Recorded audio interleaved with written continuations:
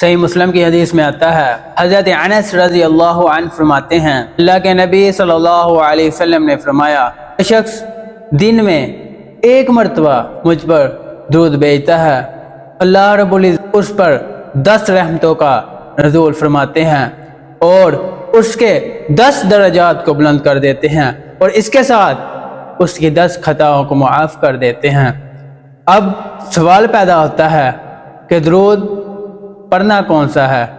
کون سا درود پڑھیں گے تو ہمیں یہ فضیلت ملے گی؟ کیونکہ عصر حاضر میں ہمارے ہاں تو کافی زیادہ درود پائے جاتے ہیں، ہر کسی نے اپنا اپنا درود بنا لیا ہے، ہر کوئی اپنا اپنا درود لے کر چلتا ہے۔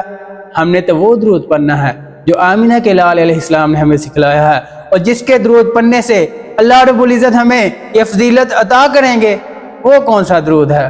صحیح مسلم اور صحیح بخاری کی حدیث میں آتا ہے، حضرت کعب بن عجرہ رضی اللہ عنہ فرماتے ہیں کہ اللہ کے نبی صلی اللہ علیہ وسلم ہمارے پاس تشریف لائے۔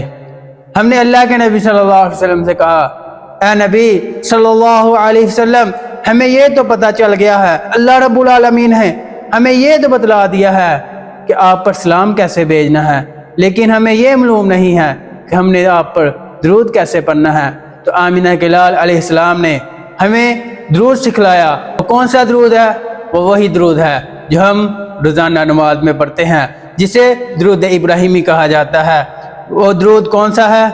اللہم صلی علی محمد وعلی آل محمد کما صلیت علی ابراہیم وعلی آل ابراہیم انک حمید مجید، اللہم بارک علی محمد وعلی آل محمد کما بارکت علی ابراہیم وعلی آل ابراہیم انک حمید مجید۔ یہ وہ درود ہے جس کے ایک مرتبہ پڑھنے سے 10 درجات کی بلندی، اللہ کی 10 رحمتوں کا نزول اور 10 خطاؤں کا معاف ہو جانا آمینہ کے لال علیہ السلام نے فرمایا ہے۔